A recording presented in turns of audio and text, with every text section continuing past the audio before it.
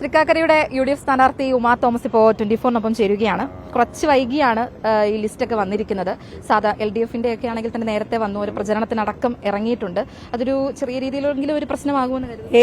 ഇല്ല, ഞാനിവിടെ ഉണ്ടായിരുന്നയാളല്ലേ, അപ്പൊ എനിക്ക് പരിചയപ്പെടുത്തലിന്റെ ഒരു ആവശ്യമില്ല. പിന്നെ ഞങ്ങളുടെ ടീം UDF ഒറ്റക്കെട്ടായി ഒരുമിച്ചാണ് നിൽക്കുന്നത്.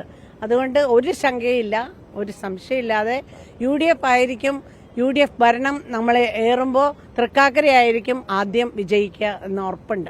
വലിയ ഭൂരിപക്ഷം തന്നെ ലഭ്യമാകുമെന്ന് ഇത്തവണയും ഒരു സംശയമില്ല, നല്ല വിജയം ഉണ്ടാവും.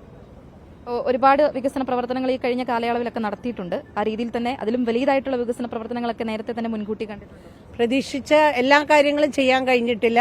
എന്താന്ന് വെച്ചാൽ പ്രതിപക്ഷ MLA എന്ന നിലയ്ക്ക് എനിക്ക് ചില അഡ്ജസ്റ്റ്മെന്റ് ഒക്കെ ചെയ്യേണ്ടി വന്നിട്ടുണ്ട്. പക്ഷേ ഞാൻ പോരാടിയ കാര്യങ്ങളെല്ലാം നേടിയെടുക്കാനായിട്ട് UDF ഭരണത്തിൽ വരുമ്പോൾ സാധിക്കും എന്ന് എനിക്ക് ഉറപ്പുണ്ട്.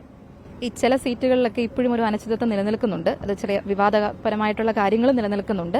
അത് പാർട്ടിപരമായ കാര്യങ്ങളല്ലേ, അതൊക്കെ നേതാക്കൾ തീരുമാനിക്കുക. അതിലൊന്നും വലിയ ആശങ്കയൊന്നുമില്ല. UDF ഇപ്രാവശ്യം ഭരണത്തിൽ വരും എന്നുള്ളതിന് യാതൊരു സംശയമില്ലാതെ തന്നെ പറയാൻ പറ്റും. ഈ തൃക്കാക്കരയിലാണെങ്കിൽ പോലും ചെറിയ തരത്തിലുള്ള പ്രശ്നങ്ങൾ നിലനിന്നിരുന്നു. അതെന്ത് പ്രശ്നം? ഒരു പ്രശ്നമില്ല.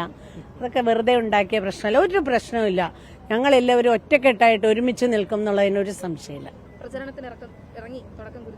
പിന്നെ സന്തോഷമായിട്ട് അങ്ങനെ തന്നെയാണ്. ഇത്തവണയും വലിയ ഭൂരിപക്ഷത്തോടു കൂടി തന്നെ UDF അധികാരത്തിൽ വരുമെന്നുള്ള ഉറച്ച വിശ്വാസം തന്നെയാണ് ഉമാ തോമസ് ഇപ്പോൾ 24-നോട് പങ്കുവച്ചിരിക്കുന്നത്. കൊച്ചിയിൽ നിന്നും ഹരികൃഷ്ണനൊപ്പം ആൻമരിയ സണി, 24.